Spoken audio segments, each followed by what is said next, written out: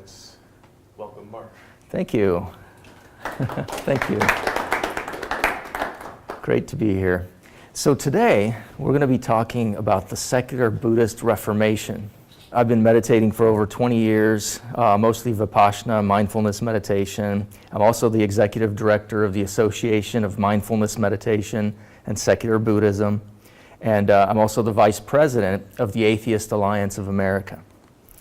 And what we're going to cover today is why should a Buddhist care about critical thinking and the scientific method? What is meditation and secular Buddhism? That's more of something that probably everyone is kind of curious about, right? If they don't already know about it. Why is secular Buddhism needed? And why is secular Buddhism a reformation that's being made right now, and it's being conducted by atheists and secularists, and it's happening from the inside out? And why it needs your help as well. So we're basically going to cover the why, the what, the who, where, when, but we're not really going to cover the how. That's covered in another presentation, so how it's practiced. So why should a Buddhist care about critical thinking and the scientific method? Well, Buddhism, as everyone knows, is very much oriented towards, we really want to know the truth. Any Buddhists in here? All right. So Buddhism wants to know the truth. It does not just believe something because of whatever, but really want to know the truth. And there are several suttas that speak to that, two in particular, the Pubbodaka Sutta and the Kalama Sutta, and which a lot of this springs from. But how do we know if something is true? So is it true if we see it? Is it true if we hear it? How about if we feel it? Because a lot of people feel something and they go, that's true, I felt it, right? Or we think it, is it true? How about if a scripture or a holy book says it's true? Does that make something true? Come on, raise your hands. What about tradition? What if our tradition says it's true? Must it then be true? Or an authority figure. What if an authority figure, someone we respect, says that it's true? Is it true? Well, some people only believe in information, and I'm saying believe now, only believe in information that they can corroborate, that they can test, falsifiable information, testable information, replicable evidence, and they consider any claim, any extraordinary claim, as just an assumption until it can be tested, right? But how to test extraordinary claims? So one way is critical thinking. And the premise behind critical thinking is that we don't see reality as it is. We see it through filters. We see it through the filter of our ethnicity, our education, our media, the friends that we surround ourselves with, religion, family, biological and other kinds of stuff as well. So critical thinking, the basics of it, just to summarize it, and this is put together by Dr. Christopher DiCarlo, Critical Thinking Solutions. I think he's going to be speaking for you guys maybe in the future. So basically the basis behind critical thinking is A is for argument. So look at the structure of an idea, an opinion, a belief. I believe X because A, B, C, D, right? That's the structure. That's the argument. And it's kind of, the argument is kind of a house with a roof and walls, and if any of those sides are weak, then the argument falls apart. B's for bias. It really emphasizes the fact that we're all biased in some way, whether it's because of our genetic influences, because of neuropsychology, emotions, gender, age, health. We also have cultural biases, family, religion, friends, media, ethnicity, emotional biases. And C is for context, because we're going to be thinking differently and absorbing information differently if we're in a war zone in the middle of the Congo versus maybe in the Middle East versus the Ukraine or sipping coffee in New York City, right? And D is for diagramming, urging you to structure and diagram the arguments that come to you. So look at the conclusion, the premises, the assumptions, the noise. Filter all that stuff out and look for evidence. Carl Sagan is famous for saying extraordinary claims require extraordinary evidence. And the burden of proof lies with the person that makes the claim. So there are all kinds of evidence too. There's personal evidence, there's legal, intuitive, scientific. And finally, critical thinking urges us to be aware of fallacies in logic and reasoning, inconsistencies and contradictions. Another way to test information is through the scientific method, right? So we ask a question, we do background research, we construct a hypothesis, we test it with experimentation, analyze the results, draw a conclusion, and either the hypothesis is true or it's false. And if it's true, well, either way, we report the results. But a multitude of facts is a theory in science. So a lot of times people will say, well, it's just a theory, as if we're talking about an assumption. Well, in science, a theory is a body of fact. So it's not just an assumption. That's everyday lingo to say theory, right? And do people test their religious beliefs? You know, it's interesting, when I've traveled around the world, one of the things I've found that really astounded me was when I was in Europe, the majority of the people there were Christian. When I've traveled through South America, the majority of the people there were Christian. When I traveled through the Middle East, the majority of the people were Muslim. In India, the majority of the people are Hindu. In Burma, the majority of the people are Buddhist. How does that happen? Another interesting fact, those red areas that you see there on the map, at one time some monarch said, you know what, I'm going to be Christian. Soldiers, people who do my bidding, you go out there and make everyone Christian. And that happened in Europe, and then that got transplanted all over the world. Conquistadors came and colonizers came to the Americas and made sure everybody became Christian. So all these red areas, someone at some time, either from above or because of conquest, helped those people become Christian. And now into modern times, people continued to be Christian, following what their culture, what their society has been following. Same thing happened to the Middle Eastern green areas. Same thing happened in India. Same thing happened in Burma. Same thing happened all over the world.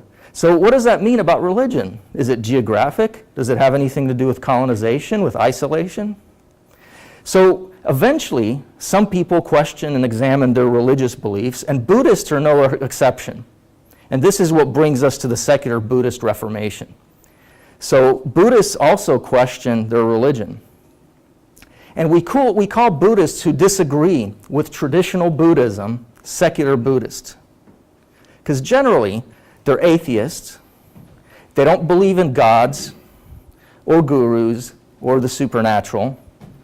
And their beliefs are based on science, reason, and also they're secular humanists.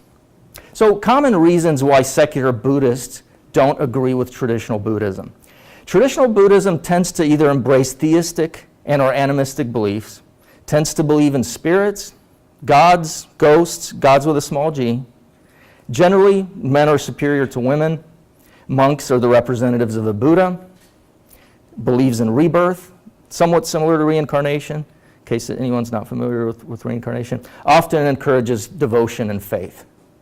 So some people call themselves secular Buddhists as a result. So why should they even call themselves Buddhists? And what is a Buddhist, and who was the Buddha?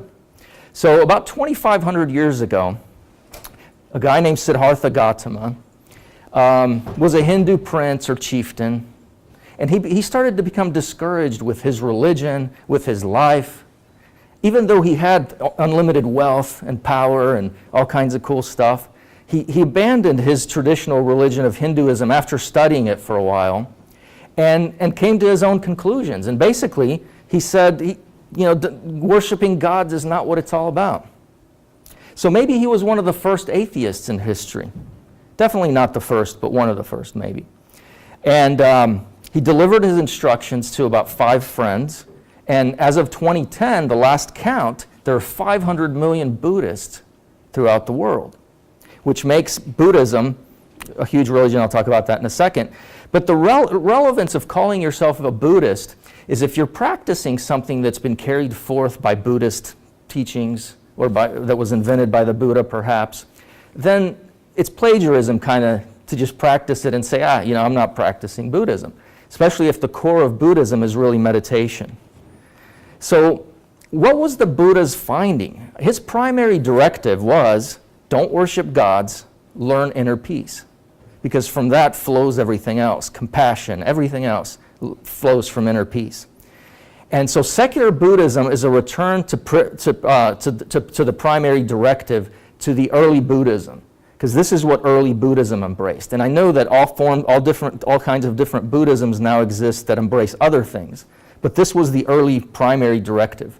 Now, this primary directive was quite revolutionary at the time, because imagine ancient Greece. This is the time of, the ancients, ancient everything. They're all worshiping gods, ancient Egypt, ancient Rome, Asia. It's all polytheistic. Everyone's worshiping gods. They're all going, gods, help me have a better life. And the Buddha says, no, don't worship gods, learn inner peace. That's the most important thing, learn inner peace. And as you can imagine, that was quite revolutionary. I mean, the priests, the people in the temples, they were like, what the heck? He's trying to take our business away. He's trying to take our followers away. So eventually, they made him into a god in their own pantheon, in their own churches and temples or whatever, and so that their followers could come back to their temples and now worship Buddha within Hinduism as a god, and so on and so forth. But the other interesting thing that happened with Buddhism, when Buddhism was spreading all over the world, is everywhere that it went, it mixed with the local culture and the population, and it mixed. So for example, in Tibet, you have a different mixture of what happened with Buddhism than you have in Burma, or you have in Sri Lanka. So Tibetan Buddhism is a mixture of Buddhism with the original religion of Bon. And so now in 2010, there are nearly 500 million Buddhists. Well, actually, there are more than 500 million Buddhists as of 2010. So that's 7% of the world population. That's the largest religion. Speaking of religion, what is religion anyway? I like the definition of religion, that a religion is any organized system of beliefs about the cause, the nature, and the purpose of existence, whose core concepts depend on a belief in the supernatural. So if someone has a belief and they have rites and rituals and they're really strong about something, but there's no supernaturalism in it, maybe that's a political, maybe that's politics, maybe that's a philosophy. But as soon as that supernatural element is in there, then I would call that a religion. So what is secular Buddhism? I mean, it's basically traditional Buddhism, but minus the gods, the gurus, the pseudoscience, and the supernatural.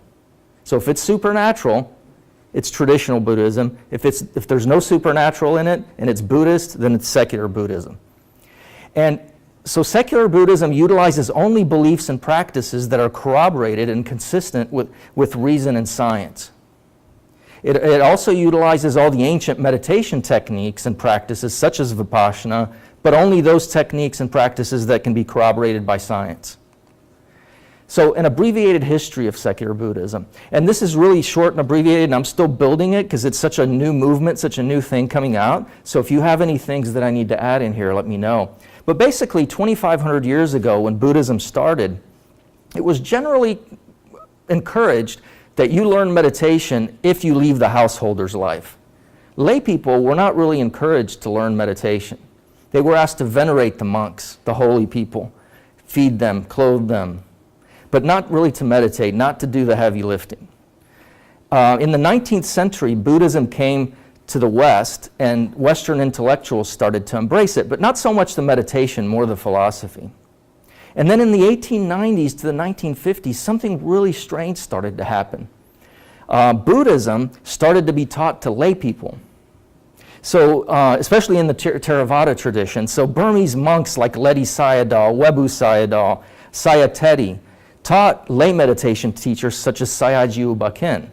Sayagyi U Ba Khin was my teacher's teacher, and he was a lay person. And then my teacher, S.N. Goenka, in the 1960s, who learned from Sayagyi U Ba Khin, started to teach meditation all over the world, has hundreds of meditation centers now all over the world, is passed away recently. But but started to teach this to lay meditation teachers. So a lot of the Vipassana and mindfulness teachers that you know either met or learned from Goenka or Sayagyi Ubaken or someone who learned from them, and when this movement started. And then in '79, John Kabat-Zinn formed the mindfulness-based stress reduction program at the University of Massachusetts to treat the chronically ill. And all of this I kind of call proto-secular Buddhism. It was before secular Buddhism because these folks still believed in rebirth and some of the supernatural stuff. And then the mindfulness meditation movement started to begin. And then the secular Buddhist movement began. And in 2011, Stephen Batchelor published the book Buddhist Atheist.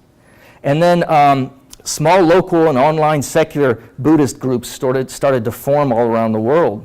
And in 2015, I co-founded the Association of Mindfulness Meditation and Secular Buddhism, the AMMSB.org. It's the first national 501c3 nonprofit dedicated to secular Buddhism that I know of in the US, maybe in the world. I also published the book Atheist Meditation, and then Sam Harris published Waking Up. And in 2016, the Atheist Alliance of America started to share secular Buddhism with the atheist community, which before that, in the atheist community, meditation was kind of like, a lot of people just were like, look, anything but meditation, right? And then in 2016, with the help of Peter Boghossian and Anthony Magnabosco, the AMMSB.org started to adopt the use of street epistemology as well, and to speak with traditional Buddhists about Buddhism. And in 2017, the AMMSB corroborated with Christopher DeGarlo to introduce critical thinking to the traditional Buddhist community as well. So once again, secular Buddhism is meditation techniques that are corroborated by science, body of knowledge, past experience of meditators, the Buddhist canons, but only those that are corroborated by science, and that's secular Buddhism. But Buddhists who are recovering from traditional Buddhism have different needs than someone who's maybe recovering from a theistic religion. Because, once you try meditation, it really works for you, and it's secular, and it doesn't screw up your life, it enhances your life, there's kind of no reason to let it go, right? You just want to continue it, even though you might not want to believe in some of the supernatural stuff. So we know there are many personal benefits of meditation. Based on many studies, it decreases stress, depression, dissatisfaction, improves working memory, serves as a tool for changing unproductive mental patterns, aids in the treatment of anxiety disorders and addictions, and some studies even show that it lowers cortisol, increases DHEA, which can slow the aging process, many other benefits. And for the longest time, people who benefited from meditation thought, well, I feel good, this is good stuff, and so other people thought it was more just kind of in your head kind of stuff, right? But now, neuroscience is showing that meditation actually gives you physical benefits. It actually changes your brain. Meditators' brains actually look different. Long-term meditators' brains physically look different. Increase in tissue in the area of the brain that maintains attention and controlling impulses. Thicker tissue in the area responsible for attention control and body awareness. Stronger connections between various brain areas. Reduction in the regions linked to negative emotions and sadness and anxiety. Reduced activity in the regions responsible for pain. And this is what it looks like physically. So those blue areas, dark blue areas, are areas that look physically different with meditators. Now, meditation is not problem-free. There are some dangers, both psychological and physical. Physically, people kind of get roped into meditation without even knowing what meditation techniques they're practicing. There are meditation centers everywhere now. So you can just go to a meditation center, and after a while, you go, you get invested in it, you pay money, and it just becomes kind of like, well, they're saying crazy stuff, but, I'll just keep coming. So there's that physical danger, right? But then there's also other things. Some, meditation can produce anxiety, grief, fear, anger, emotional, mental blockages from the past, abuse and trauma, maybe even a made-up abuse and trauma that never even happened. I mean, generally, meditation is safe for healthy people. And good meditation techniques teach you how to deal with all that stuff. But it can produce uncomfortable feelings and sensations and adverse effects. But more than that even, meditation is an altered state of consciousness. And an altered state, when you're in an altered state of consciousness, your awareness, your reason-based vigilance is decreased. And so indoctrination is more likely to occur. And so that's a psychological danger of any altered state. But I'm going to talk about the different altered states of consciousness in a second. But basically, there are different types of ways to enter an altered state of consciousness. You have spontaneous ways, and you have purposeful ways. You have religious meditation, and you have a secular meditation. You have guided, auditory, visual, and mindfulness/kinesthetic meditation. So first, I'll talk about spontaneous and purposeful meditation. So who has walked in the forest and just gone into that zone in nature? Okay. Or played sports, you go into that zone. Or you watch a fire, or you watch a great movie, or you listen to a great song. So anytime you experience something like that, where you go into that altered state of consciousness, that is an altered state of consciousness. Now, the advertising industry has caught on to this. They've realized that if they can put you in an altered state of consciousness, you're not really screening what they're telling you, and information just kind of seeps in. How many people here saw a commercial at one time and thought, this sucks, I hate this, and then 2 months later you're like, this is kind of cool, right? It's happened to all of us. I mean, this stuff seeps in. It's a multi-billion-dollar industry, because if the commercial can capture your attention, put you in an altered state of consciousness, great music, great video, bam, you're in that state, you're not screening the information. Now, altered state of consciousness is important for all of us, because we have consciousness, and consciousness hurts, because consciousness makes us aware of all those things that we don't really want to be aware of. It causes stress, and so it's important for us to de-stress, and altered states of consciousness help us de-stress. That's why we love great movies and songs and things like that, and meditation, things that take us away from the consciousness, the constant thinking. So spontaneous states are great. They're easy to get into. That's the cool thing about them. The problem with it is it just leaves you open to being conditioned. So if you're in an altered state and there's other things going on around you, you could be getting indoctrinated. Also, the information that you get from those states, like even when you're in the shower and you have those great ideas, they're still a little bit vaguer than what you could get with meditation, right? And also, they're a little bit more difficult to interpret and work with, because they're kind of spontaneous and they happen randomly. Now, purposeful altered states of consciousness, that's meditation. That's when you make yourself go into that altered state of consciousness for a particular purpose and reason. And one of the things that you can do with that when you go into that altered state of consciousness is you can rewire the brain. I mean, we all know that neuroplasticity happens all the time, but through meditation, we can guide it. Also, these states free us from unwanted instinctual reactions. They allow us to observe the unconscious processes of the mind. They can overwrite our brain's bias towards pessimism, if our brain happens to have a bias towards pessimism. Not everyone's does. They can help us evaluate ways in which we're affected by cultural conditioning. And they can also help aim our mind towards our goals. But the problem with meditation is that it takes time to learn, it takes effort, and so it's not recommended for everyone too, because meditation is generally great for healthy people.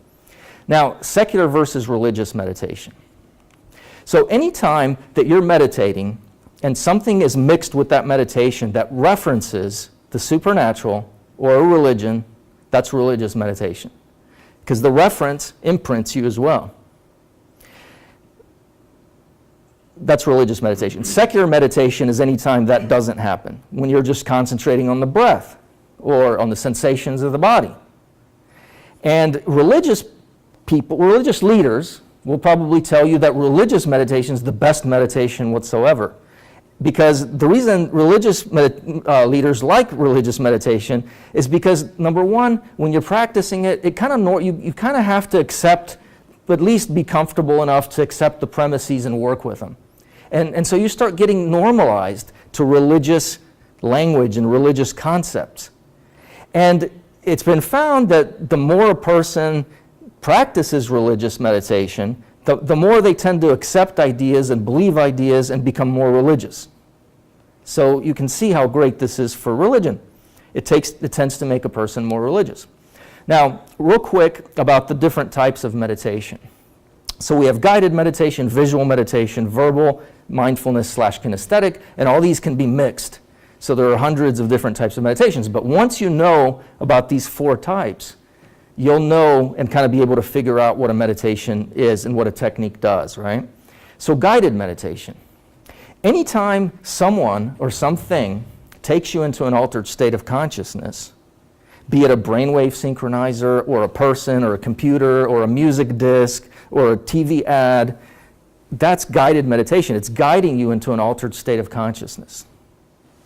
The great thing about that is it's easy. You just follow along and you go into the state. But the problem with it is someone or something is actually directing your mind, and that's straight up hypnosis.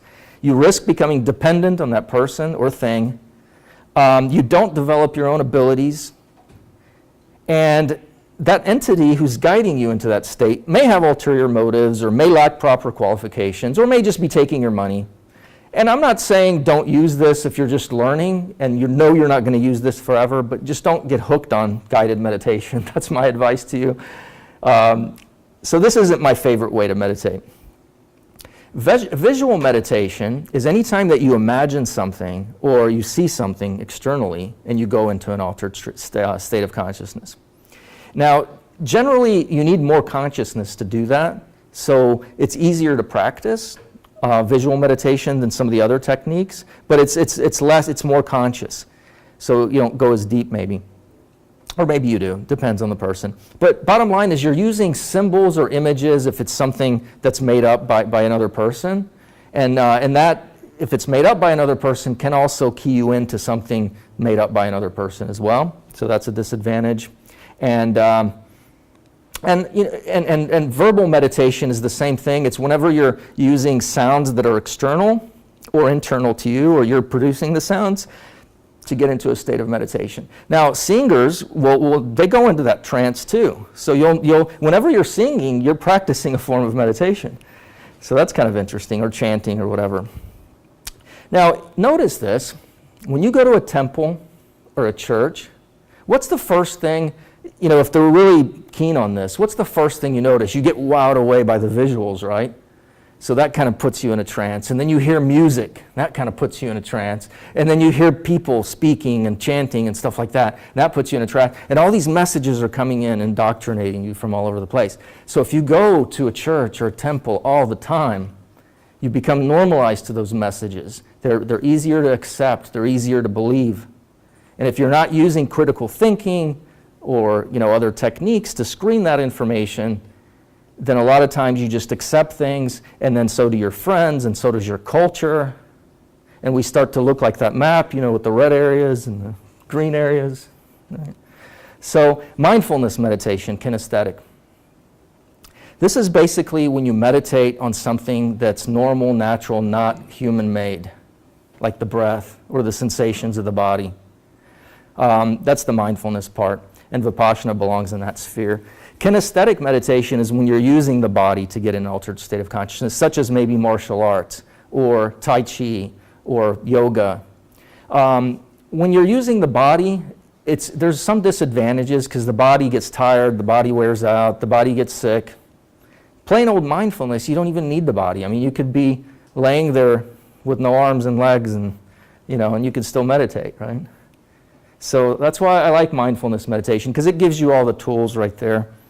The bad thing about these forms of meditation, but especially mindfulness, is that they're the hardest to learn, and it also takes more time to learn them. But the reason they're the hardest to learn is because you're dealing with reality as it is, not as you would want it to be. And from day one, we're trained to hate reality. We're trained that the moment sucks. And we train our brain to be distracted by the visuals on the screen and the music and everything else. And that's why when we try to come back to that state of just being here in the moment and being happy with the moment, that really sucks. And it's really hard to do. So why not just meditate? Why secular Buddhism? Why is secular Buddhism needed? Well, over thousands of years, humanity has pretty much developed and learned every single way that you could ever meditate. So if you figure something new out, some religion, some tradition's already done it. And it originates from some religion. And secular Buddhism has tons of techniques that are just fine for every purpose, every type of person that you could have. And the cool thing about secular Buddhism is it's 2,500 years old, so it's not New Age, and it can serve as a golden standard for being rational, for reason, for science, for stuff like that. So, because here's the interesting thing, religion has stood on 4 pillars for the longest time. It's basically created a monopoly over certain psychological experiences. It's convinced people that altered states of consciousness require supernaturalism. That when you're in an altered state of consciousness, you're really communicating with God or gods or spirits or whatever else. And however, we now know that altered states of consciousness have a secular psychological cause and secular psychological benefits. And we don't need theism or religion to achieve those states. So why does religion try to monopolize the altered state of consciousness? Well, as I said earlier, religion stands on 4 pillars, and those pillars are eroding. The first pillar has always been theology. Theology is a fancy word for worldview. And the religious worldview consists of history, actual real history. That's why when it refers to Rome, yeah, Rome did exist. Psychology, but also mythology, rites and rituals. And people in modern times who are seeing through their cultural and indoctrination, their traditional indoctrination, a lot of times tend to see things more from a critical thinking, science-based, reason-based point of view. So religion is losing more and more people because as people have access to information and the internet and stuff like that, they tend to see through the mythology that religion teaches.